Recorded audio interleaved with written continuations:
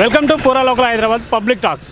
ఇప్పుడున్న రాజకీయ పరిస్థితుల్లో ఏ పార్టీ గెలుస్తుంది ఈ పార్లమెంట్ ఎలక్షన్స్లో అనేది ప్రజలను అడిగి తెలుసుకుంది. వాళ్ళ అభిప్రాయం ఏంది, వాళ్ళు ఏమనుకున్నారు, ఏ పార్టీ గెలిస్తే ప్రజలకు న్యాయం జరుగుతుంది అనేది వాళ్ళ మాటల్లోనే తెలుసుకుందాం.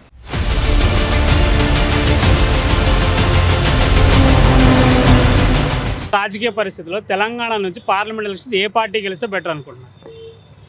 గెలిస్తే బెటర్ అంటారా? నా అనాలిసిస్ అడుగుతున్నారా? మీ అనాలిసిస్ మీరేమనుకుంటారు, ఏ పార్టీ గెలిస్తే మంచిది?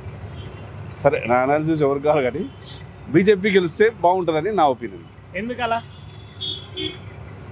ఎందుకంటే చాలా రీజన్స్ ఉన్నాయి. బీజేపీ అంటే బీజేపీ పర్టికులర్ గెలవాలి అనుకున్నారు కదా, రీజన్స్ అనేవి కూడా తెలిసి ఉండాలి కదా మనకు. ఫస్ట్ ఆఫ్ ఆల్ ఏంటంటే బీజేపీ లాగా ఇంతవరకు బీజేపీలో మోడీ ఉన్నట్టుగా నాకు తెలిసిన మటుకు నేను పుట్టినప్పటి చూస్తున్నాను, ఏ ప్రైమ్ మినిస్టర్ అట్లా చేయలేదు. వరల్డ్లో, ఇండియాలో కాదు, వరల్డ్ వైడ్గా మనకి ఒక గుర్తింపు వచ్చింది కేవలం మోడీ వల్ల. మళ్ళీ ఇంకోటి, శ్రీరామ మందిరం అనేది ఒక కళ ఉండే చాలామందికి. మనం బతుకున్న వాళ్ళం మనం చూస్తున్నాం, కానీ ఇప్పుడు ప్రాణంతో లేని వాళ్ళు ఎవరు చూడరు కదా. రామ మందిరం కట్టింది అది కేవలం మోడీ వల్లనే అయింది, ఎవరి వల్ల, వాజ్పేయి వల్ల కూడా కాలేదు. So Modi is the best నన్ను అడిగితే. ఆ ఒక్క విషయమే కాదు, మతం పరమే కాదు, అన్ని పరంగా చూస్తే మీకు రాను రాను రాను రాను రాను ఏమవుతుందంటే China brand, US brand, German brand, ఈ బ్రాండ్స్ పోతాయి. ఇండియన్ బ్రాండ్స్ అలా స్టార్ట్ అయిపోయినాయి. ఒక బైక్ వచ్చి చూసిరా ఇండియాలో, ఇండియన్ బ్రాండ్ ఒక బైక్ తయారై వరల్డ్ వైడ్ నడుస్తుంది. అట్లా రాను రాను ఇంక ఎక్కువ అవుతుంది. మోడీ ఉంటే ఒక 15 ఏళ్ళు నా ఆలోచన, మోడీ ఉంటేలే ఇండియా యూఎస్ కాదు, అందరు ఇండియాకి వస్తారు. ఆల్రెడీ స్టార్ట్ అయింది ఆ కదలిక. నా పర్సనల్ ఒపీనియన్ కూడా చెప్తున్నాను. చెప్పండి, తెలంగాణ నుంచి ఏ పార్టీ గెలుస్తాం పార్లమెంట్ ఎలక్షన్స్? బీజేపీకి ఎక్కువ రావచ్చు. 3 పార్టీలలో బీజేపీకి, 3 పార్టీలు ఉన్నాయి కదా ఇప్పుడైతే. టీఆర్ఎస్ కంటే కూడా, కాంగ్రెస్ కంటే కూడా బీజేపీకి ఎక్కువ రావచ్చు నా ఒపీనియన్. అంటే మిగతా పార్టీలు ఎందుకు రావు అనుకుంటున్నారు? మిగతా పార్టీలు కూడా పోటీ ఉంది కదా గట్టిగానే, అవి ఎందుకు రావు అనుకుంటున్నారు? మిగతా పార్టీలు అంటే టీఆర్ఎస్ చిన్న చిన్న తప్పుల వల్ల ఓడిపోయింది, అది అందరికీ తెలిసిన విషయమే, నేను ప్రత్యేకంగా చెప్పాల్సిన అవసరం లేదు. టీఆర్ఎస్కి ఒక ఆల్టర్నేటివ్, ఒక ఛాన్స్ ఇద్దామనేసి పబ్లిక్ ఏం చేసి కాంగ్రెస్కి ఇచ్చినారు. అంతకుమించి కాంగ్రెస్ స్వయంగా గెలిచింది కాదు. ఇది ఒక మార్పు 10 years ఉంది కదా, ఒక సీఎంని మారుద్దాము, ఇంకేం చేంజెస్ ఉంటాయి చూద్దాం, వీళ్ళు ఒక అన్నట్టుగా మార్చారు అంతే తప్ప ఇది వీక్ అయ్యి అది స్ట్రాంగ్ అయింది అనేది కాదు నా ఒపీనియన్. ఓకే, దానివల్ల తెలంగాణలో కూడా బీజేపీ గెలుస్తుంది అంటారు? 100% బీజేపీ గెలుస్తుంది. బీజేపీకి ఎక్కువ సీట్లు రావచ్చు, సెకండ్ కాంగ్రెస్ పంచుకోవచ్చు, ఎందుకంటే రూలింగ్లో ఉంది కాబట్టి. థర్డ్ పొజిషన్ టీఆర్ఎస్ ఉంటుంది ఆబ్వియస్లీ. ఇది నా పర్సనల్ ఒపీనియన్. ఇప్పుడున్న ప్రభుత్వం ఆడవాళ్ళకి 6 గ్యారంటీలు అది ఇది అనుకుంటా కొన్ని పథకాలు అయితే తెచ్చింది. వాటిలో నుంచి కొంతమందికి న్యాయం చేసింది, కొంతమందికి అన్యాయం చేసింది. అంటే లైక్ ఆటో వాళ్ళని అట్లా అన్యాయం చేసింది అని చెప్పేసి వాళ్ళు ఆరోపిస్తున్నారు. మొత్తానికి ఓవరాల్గా కాంగ్రెస్ తెచ్చిన 6 గ్యారంటీలపై మీ అభిప్రాయం? ఇది కూడా ఫ్రీ ఇవ్వద్దు అనేది నా పర్సనల్ ఒపీనియన్. ఫ్రీ ఇస్తే సోమరిపోతులు అయిపోతారు. ఫ్రీకి వాల్యూ ఉండదు. దేనికి ఉంటుందా? ఇప్పుడు ఫ్రీగా ఏదైనా పని చేసి పెడితే దానికి వాల్యూ ఉండదు. ఫ్రీగా బస్సు ఎక్కిస్తున్నారు, ఫ్రీగా ఇది ఇస్తున్నారు అంటే పబ్లిక్ కూడా ఎట్లా నమ్ముతారో నాకు అర్థం కాదు.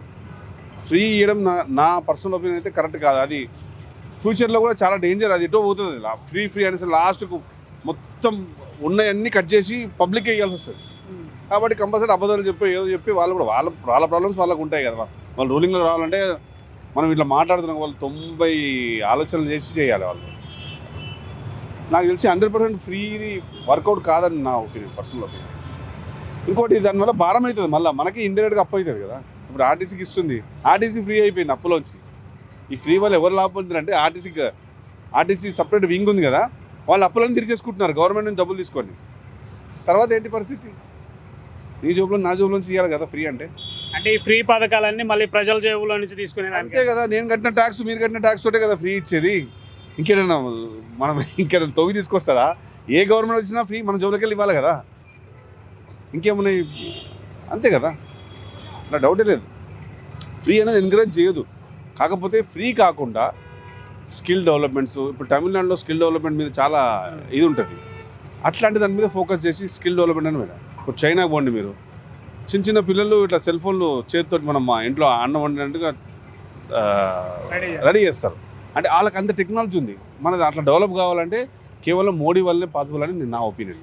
అంటే ఈ ఉచిత పథకాలు కాకుండా స్కిల్ డెవలప్మెంట్ ప్రోగ్రామ్స్ అట్లాంటి వాటి మీద ఇన్వెస్ట్ చేస్తే బెటర్, ఫ్యూచర్ బాగుంటుంది. ఉచితం ఇచ్చి ఇచ్చి ఇచ్చి ఇచ్చి ఏమైంది? ఇప్పుడు 60 ఏళ్ళ నుంచి ఒక గవర్నమెంట్ ఉంది, ఉచితంగా ఇచ్చి అది చేసి ఇది ఫ్రీ అది ఫ్రీ అని చెప్పేసి చేసింది. ఏమైంది? ఏమైనా డెవలప్మెంట్ ఎంత? ఇండియా ఇంకా గరీబ్ కంట్రీస్లోనే లిస్ట్లో ఉంటుంది, కానీ రిచెస్ట్ కంట్రీస్ స్టేట్లో వచ్చిందా ఇండియా? ఇప్పటివరకు రాలే కదా. నాకు తెలిసి నా ఒపీనియన్ అయితే అది. సార్ బీజేపీ రావాలి అని చెప్పి అంత పర్టికులర్గా చెప్తాను, దానికి రీజన్ ఏంటి? మీరు పొద్దున్న లేచి ఇప్పుడు టీవీ ఆన్ చేయండి, ఎక్కడ చూసినా మోడీ అంటున్నారు. మనం కాదు, ప్రపంచం అంటుంది, మనం తర్వాత అంటున్నాం. అంతెందుకు మన శత్రు దేశమైన పాకిస్తాన్ తీసుకోండి. పాకిస్తాన్ ఒక మీలాంటి రిపోర్టరే, ఒక అమ్మాయి, కొన్ని వేల ఇంటర్వ్యూలు ఉన్నాయి. ఆమె కేవలం మోడీని చూపిస్తుంది ప్రపంచానికి ఏం చేసినాం. పాకిస్తాన్ మనం ఏం చేయలేకపోయినాము, ఇండియా ఎట్లా పోతుంది అని అంటే పాకిస్తాన్ వాళ్ళు ఆన్సర్ ఇవ్వలేకపోతారు ఆమెకి. పాకిస్తాన్ వాళ్ళు మనం ఇండియా నుంచి ఏమేమి ఆశించవచ్చు, ఇంకా కూడా ఇండియా మనల్ని మనం ఎంత శత్రుత్వంగా చూస్తున్నా ఇండియా మనకి మిత్రత్వంగానే చూస్తుంది అని అంటే వాళ్ళు ఇంకా జీర్ణించుకోలేకపోతారు. ఇప్పుడు పాకిస్తాన్ పరిస్థితి అందరూ తెలుసు, మేము చెప్పే పని లేదు ప్రత్యేకంగా. కేవలం మోడీ వల్ల ఇదంతా. కాబట్టి ఇలాంటి నాయకుడు మోడీకి ఎవరున్నారండి? ఫ్యామిలీ ఉందా, ఏమైనా పరంపర ఉందా, ఇంకా ఫ్యూచర్లో ఏమైనా తినేటోళ్ళు ఉన్నారా? ఆయన ఒక్కడితో అయిపోతుంది. ఆయన బతుకున్న రోజులు దేశం కోసమే, ఆయన చిన్నప్పటి నుంచి దేశం కోసమే సేవ అయినది. ఒరిజినల్గా సేవ చేసినవాడు కాబట్టి ఇవాళ ఆ స్టేజ్లో ఉన్నాడు. కాబట్టి మోడీ లాంటి నాకు తెలిసి పిఎం లాగా అంత బెస్ట్ ఇంకెవరు చేయలేరు. మోడీ గారి పరిపాలన బాగుంది అని చెప్పేసి పాకిస్తాన్ నుంచే అక్కడున్న ముస్లిమ్సే చెప్తున్నారు. అంతే కదా, ముస్లిం చెప్పినప్పుడు మనం ఎందుకు చెప్పకూడదు? మనకు సిగ్గుచేట ఆ మాట చెప్తే.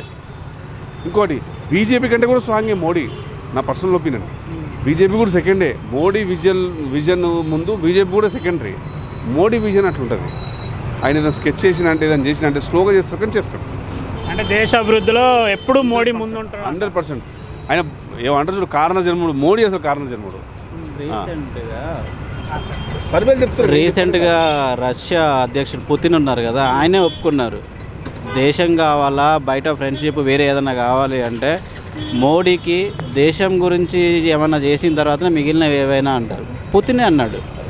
సో అది అందుకోసం ఇలాంటి వాళ్ళు మనం కొద్ది రోజులు ఉండాలి ఇంకా ఇండియాకి. మోడీ అంటే ప్రపంచ నాయకులల్లా మోడీ నెంబర్ 1 అంటారు. ప్రపంచమే చెప్తుంది, మనం కాదు. నెంబర్ 1 నెంబర్ 2 ఈ ప్లేసెస్ గురించి వదిలేస్తే ఒక విజన్ ఎవరికి ఉంది, మన భారతదేశాన్ని ముందుకు నడిపించగలిగే అంత తెలివి సామర్థ్యం ఎవరికి ఉన్నాయి అంటే అది మోడీకే ఉన్నాయి ప్రస్తుతానికి. ఇంకొక 10 సంవత్సరాలు కన్ఫర్మ్గా మోడీనే ఉంటే ఇండియా టచ్ చేయరు. ఆ గరీబ్ మన ఇండియా గరీబ్ కంట్రీ అనే దాన్ని నుంచి మనం బయటపడిపోతాం. మనం మోడీ గారు మోడీ ఇంకో 10 ఏళ్ళు ఉంటే ఇండియా పేద దేశం అని ఎవరు చెప్పడు. ఇక ఆ స్కీమ్లు ఉన్నాయి ఆయన దగ్గర, మాకు అర్థమైంది చెప్తున్నాం. సో 100% ఎంకరేజ్ చేయడం, మన ఎంకరేజ్ చేయలేదనుకో మళ్ళీ ఇప్పుడు 60 ఏళ్ళు ఎట్లా పరిపాలన ఉంది అట్లే ఉంటుంది. మనం అంతే వెనక్కి వెళ్ళిపోతాం, డౌటే లేదు అట్లా. దానికి ఒక బెస్ట్ ఎగ్జాంపుల్ 5 years మన తెలంగాణ పరిపాలన చూడండి, తెలుస్తుంది.